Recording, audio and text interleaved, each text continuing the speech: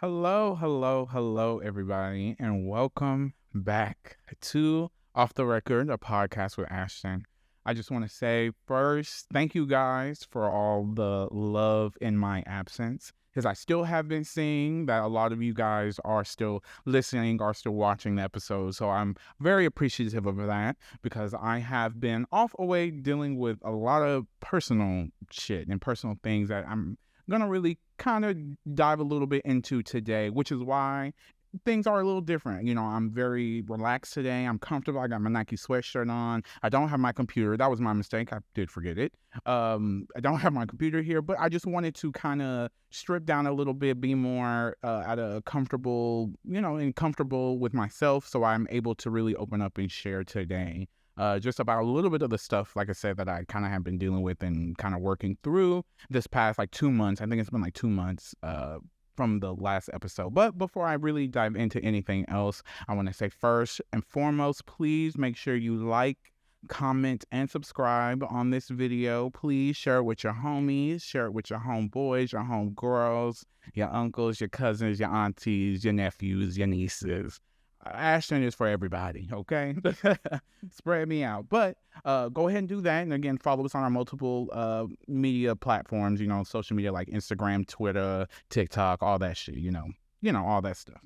So, like I said, I've been dealing with quite a few things during this 2 months absence or whatever. So I kind of want to start it one way. So let me just, I guess, go ahead and do that. So first and foremost, also, I want to dedicate this episode to my late cousin, Jaden Hullaby.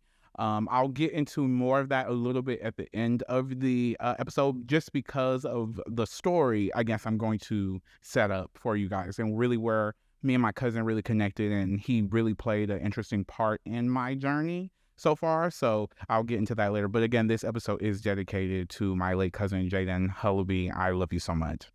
Okay, so I think the best way to really, for me to start it off, to kind of let you guys into a little bit about what's going on is a couple months ago, well, I would say last month on Facebook, I saw this really interesting thing going around, which I was really liking, that people were sharing and kind of being open and vulnerable, talking about what's going on with their lives. So I really wanted to start it off with that because I feel like it'll set it up for me to kind of go into, everything. So the post says, "Let's talk." Says, "What is life teaching you right now?" And at the time that I did take the screenshot, it had over 49,000 shares on Facebook, which is a lot of people, right?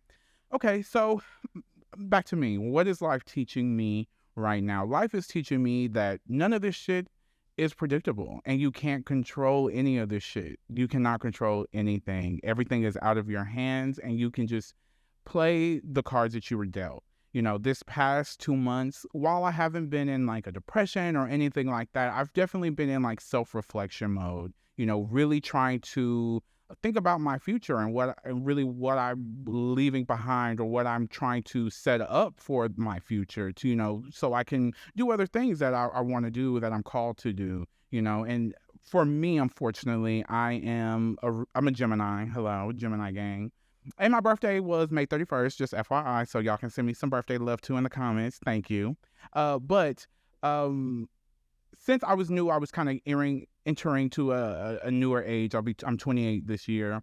It really got me thinking about long-term stuff, things that you really want long-term, goals that you really have for yourself long-term. And while it's great to have those goals can't consume you. You still have to be able to live a life with still having your goals, I guess, at the forefront. You know what I'm saying? And for me, unfortunately, I'm a person that I deal with everything very personally. I deal with everything kind of to myself, with myself.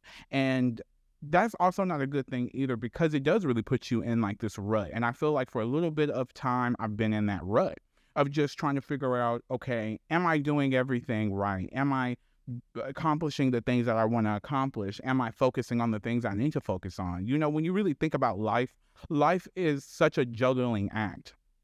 I explained it to my mom Yeah, basically making sure that I'm accountable for everything that I'm accountable for, like beyond anything like surface, like say beyond your job and all your responsibilities at your job, you still have family, you still have friends, you still have bills, you still have, things, birthdays, births, deaths, all this shit in between. And it's all about how you juggle and manage everything, because life is not easy for any of us. It's not easy. There's no book that we can read. There's no guide that we can read that's going to teach us how to really be our most authentic self. Sure, there's a plenty like self-help books and stuff, and that might guide you to where you need to be, but ultimately you know best about you, right?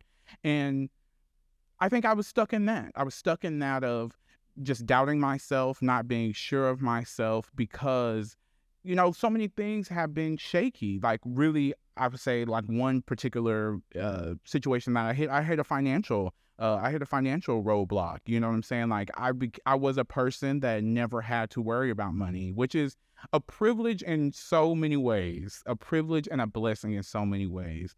And I never had to worry about money. I never had to worry about any of that. I was the person that would go to a store. If I saw it, I liked it, I picked it up, never worried about how much it costs, never really thought about how much it costs, because I didn't really have to worry about that. But now with everything just fucking flipped upside down, again, the economy, shit, fucking gas high, rent high, food high, groceries high, I'm high. It's just everything's fucking high. And now I really have had to kind of sit down and try to make a budget. I've never had to live on a budget, but I've actually had to sit down and live on a budget, which makes me sound, number one, it makes me sound like super spoiled or something. And I guess I've been comfortable. I've been comfortable all 28 years of this, this journey. I've been comfortable, but really I feel like in this particular stage, God has shaken up my comfortability. He has literally turned it upside down almost. So now I'm having to really step to the forefront and be more demanding about the things that I want, more clear about the visions that I set and the goals that I set, which is a blessing in a lot of ways. It's a blessing because it does keep me accountable. It keeps me responsible, right? But then it can be overwhelming, as like I said, I try to take everything on, you know what I'm saying? Like I'm a person that wants to do X, Y, and Z if I can, and then bitch might circle around to get A and B and C. But that's not the best way to do it, especially not for myself, because I get very overwhelmed very easily too. And it's just not a good way to do it. Like my sister gave me this like little saying, which I thought it was very stupid when she told me, because it sounded fucking stupid, but it's very true. She was saying that you can't eat an elephant in one day. You have to eat it piece by piece by piece by piece. And that is truly the truth. You cannot attack it in one day. There's just no way that every issue or every problem that comes up, every, even not even problem necessarily, just inconvenient circumstance that comes into your life and that happens to you is not always for the worse. It's maybe be sent to destroy you, but you should use that as your fuel. You use that as your motivation to turn it around and not let it penetrate you in the negative way. And I feel like that's what I'm learning now at this particular stage of my life. Like I said, life is uncontrollable. None of us are in control. If you believe in God, it is God. If you believe in something else, I respect that too. But for me, it is God. God controls this ship. And I think we hurt ourselves by trying to fight the ship or fight the path that God is trying to send us down. And that's where a lot of that stress, that anxiety, because we don't know what's next. We don't know what the future looks like. But shit, you just walk it. You walk it in faith. And I'm learning that. I'm learning that I can do that. And I don't have to second guess myself, self-doubt. I don't have to be self-destructive, because I do have some self-destructive tendencies, which I'm sure we all do in our own ways, but I don't want to do that anymore. Like I said, God has shaken up my comfortability, and he's really making me choose me in all ways. Whereas, again, before I could kind of just sit back and relax and not really worry about a lot of stuff. Now I really do have to worry about that. And I think it's just better anyways, especially as you get older. Like I shared in my previous episode, my coming to age, when we talk about our parents, our relationships with our parents become so different as we get older. When they get old, we get old too, and we're now the roles kind of reverse in a sense where you have to really kind of think about, okay, when mom gets to a certain age, when dad gets to a certain age, whose house are they going to go to? Who's going to care for them? Who's going to make sure that they have X, Y, and Z? Like, especially with siblings, that is a conversation that has to be had, but you have to also still be in the right space to take on those tasks. And I think that's what this particular era of my life is. I'm trying to prepare for all future. And of course, there's some things that's going to happen. Like I said, there's some things that's going to come out of it that you really can't control, that you don't know, but you have to learn how to roll with the fucking punches too. And I'm not really a super flexible person. Let me get a drink. I'm not a super flexible person like that, which is really a bad fucking thing. If you ask me, that's terrible, but it's real. I have a hard time with control. I like to control things. I'm a planner. I like to have things on the calendar. Okay, if you say you're going to do it, let's do it. I'm very much that way. But then you also have to understand that, shit, everybody wants to be like that. Everybody hopes to do that. But things happen. Circumstances happen. And again, all things that happen to you or for you, really, isn't always bad. Again, God's rejection is God's protection. Whatever the hell that saying is, y'all know what I'm saying? It's true. Everything is not always bad. And so with that, like I said, I was going through all that, especially really, I think for me, even with all the other things, because I had family stuff during the time and I had, all that kind of shit. But really, I think during the financial thing really was the one that really kind of hit me the most. Because like I said, I was a person that never had to worry about finances. I never had to ever think about it. And again, that sounds so, I don't know if that sounds snobby or what, but I don't know. I just never really had to like that. Just I never had to, but now I actually have to. So that kind of hit me the hardest because I feel like there's a little shame in that. There's a little, I don't know, like embarrassment in it. But you know what? The thing is, shit, it happens. It happens and it's real. And shit, I'm dealing with it and working through it, and we good, and we're gonna be good because God is gonna carry us through. Period. Now, here's a little quote also that I found that kind of went along with what I was sharing, and I want to leave it off with that. So it says, stop trying to force what's next in your life. God will reveal the next steps. If he hasn't shown you, that means it's not time. He may want you to rest now, and then he will give you the next set of instructions. Rest is a season. Embrace it. And that's where I've been. I've been in that season of rest and listening to God and letting God tell me what's next, when I'm ready, how I'm ready. And I'm glad to be back. I'll say that. I'm glad to be back. So in the midst of all of that, dealing with my ups and downs, just figuring out life as we all do, my cousin Jaden, amazing guy, amazing guy. He and I started to get close around this time. And we got very close, for my whole life. I feel like I really never knew him.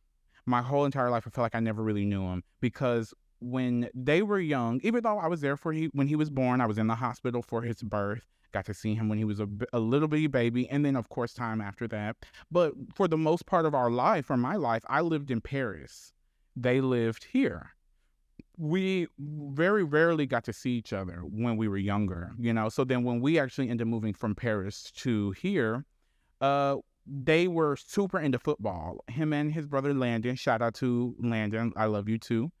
They were super into football, so they were super busy like all the time. And now that I look back, I swear I really wish I hate that we let so much time go by. But again, retrospect is 2020. But they were super busy in football and sports and always on the go, always on the move. So again, I never really got to just get to know him. But this particular season of both of our lives, we wound up getting to know each other and crossing paths. And for those few months that we really hung out, like the first time we actually hung out the entire week. Like we hung out the entire week. Like literally we just clicked and it was just a thing. So the time that I had to spend with him, I cherish it so much. And he came in at an interesting part because I was dealing with all that stuff, and like I said earlier, I'm a person that I deal with things alone. I deal with things by myself. I don't really like to let people in on when I'm not feeling my best. I just stay to myself. And while that's good in some ways, because you do have to kind of take that time to breathe, to heal, to understand what's going on and what's next, it's also not good because you're not having that outlet. You're not getting that outlet. And he was the outlet for me. He became my outlet. He really did. Like, when we spoke, he never judged. He never judged me from the time we started like really talking. He never judged me. He listened, and every time I thought I had a crazy ass story, he had a crazier story to follow up with it. So he made me feel comfortable. And again, that's something that's hard for me. I'm like Fort Knox around this bitch. I can close it up real tight. And that's self-destructive really too. But he really became my outlet. He became my brother, you know? And I'm going to pull up a text. It's going to be somewhere on the screen. But this particular text really amplifies what I mean by saying that he became my outlet. He became my brother. So this was on April 11th. He had called me. I think I had just got off work or something and went home. Well, not just got off work because it says 9:23, so not just got off work, but I had gone home and I had gotten a shower, and he had called when I was in the shower. So when I got out the shower, I texted him. I just said, just got out of the shower. You good? And so he said, call me. I got a question for real. And so when we got on the call, he was asking me, Jaden was just, I don't even remember. But he was just saying some crazy shit. It had nothing to do with really anything. He just didn't want my opinion on some shit. So he was, going on telling me that. But in the midst of the call, I had taken, for clarity, I had taken a week off of work. Because it was like a mental leave for me, because I just was in a space where I was, again, trying to figure everything out, trying to understand what the fuck is going on, and really not stay in it. I wanted to find a solution. I had the problem. Now I needed to come up with a solution. And for all shit, because it was a lot of shit going on at the time. Like I said, I had family shit in the midst of that. Like, literally family shit in the midst of that hurt me. That hurt me so bad that I just tried to soldier through and tried to, again, find the solution. But in the midst of all that, I had shared that with Jaden one night. We were talking and hanging out like we did. And I had shared that with him, that I was struggling mentally and that I needed, just somebody to really kind of lean on in a time like that. And I have friends that I know I could, but not somebody that's family, like, again, that never made me feel judged, that never looked at me crazy, that never made me second guess myself or my thoughts or how I felt. He just literally listened and like let me talk and speak and vent, like, hell, even to the point where it was some shit I would say for him. Like, I knew he was gonna hang up, so I'd be like, okay, I'm gonna say this shit. And so when he would pull up, I'd be like, nigga, I got some shit to tell you. Like, literally, like, that was my brother. But in the midst of the call, he asked me how I was doing, like how my break had helped, and if my break had helped me mentally, and how I was feeling, or was I feeling better. And that really meant so much to me. Like, almost in the call, I almost was so shocked that he had asked that I answered, and I just moved on like I naturally do. But when we had got off the call, let me take a shot. Whew, I got that Migos, okay? So y'all know what time it is over here. At early o'clock, okay? Shot o'clock. It's 5 o'clock somewhere, bitch. Get your drinks. You already know how the game goes. Get your drink, get your smoke. Because we're just talking. I'm just sharing. I'm just letting my feelings out, all that stuff. That's why I say it's a different type of video, baby. So just get into it, like it, love it, and we gonna move on. But let me talk my shit.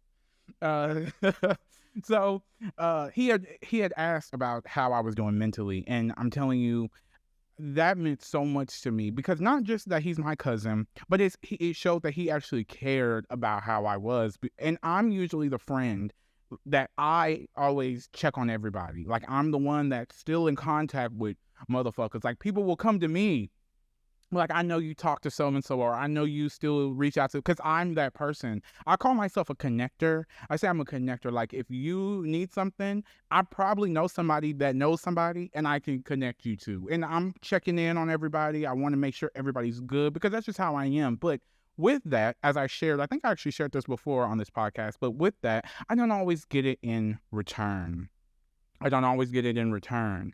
And when he asked about how I was doing and how I was feeling, that meant so much to me. So after the call, of course, like I said with the text, I sent him, after we had got off the call, we had did all that or whatever. I sent him a text and I just said, "Hey, I just realized that you had asked if my break helped, and I appreciate that. Thank you so much. Like, thank you, my guy." And then he said, "Yes, sir." But that just really shows like how much of a great relationship and a great guy he was. My cousin was so talented in sports. I mean, like, beyond talented. And I actually brought the what the fuck is this shit called? What is this thing called? I don't know. What is this thing called?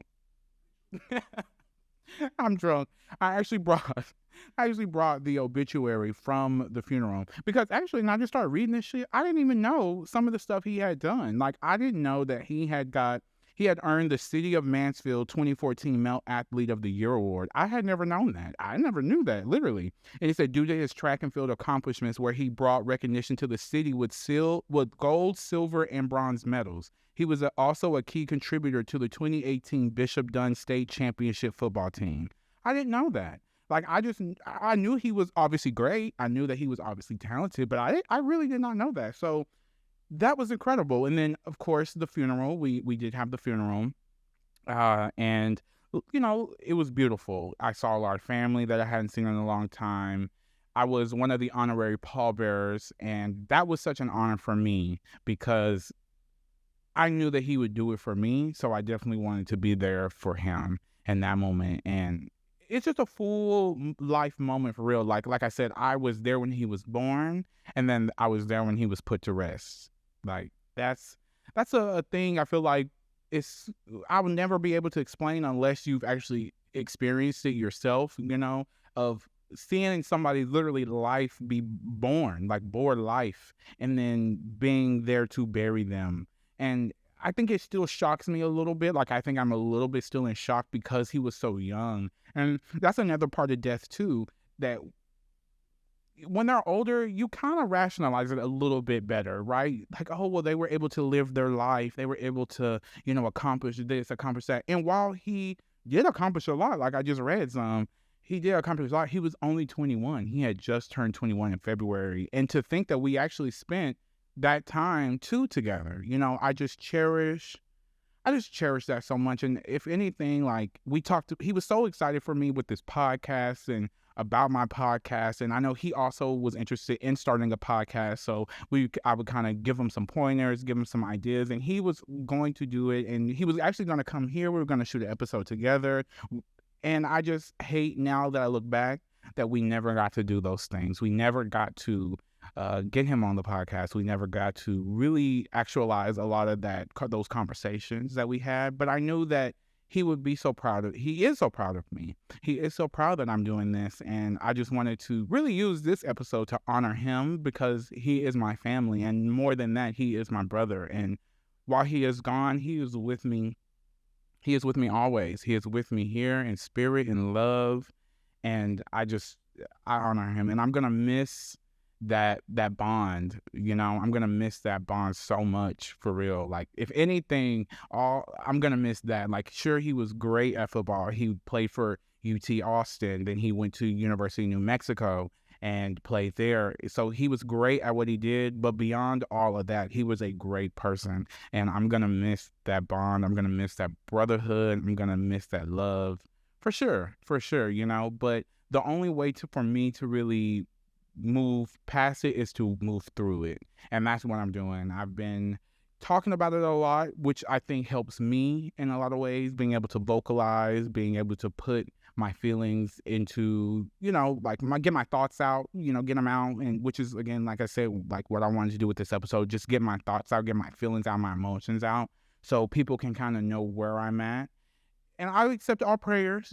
People definitely have sent condolences and their love and prayers and well wishes, and I appreciate that. And I want to say thank you to everybody who has, because that's been so important. And to my family, I love my family. I just want to make sure that this is not in vain.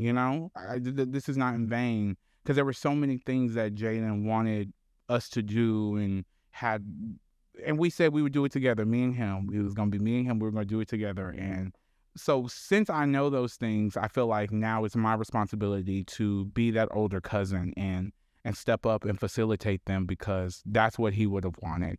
And my guy, I love him so much, and I'm so proud of him.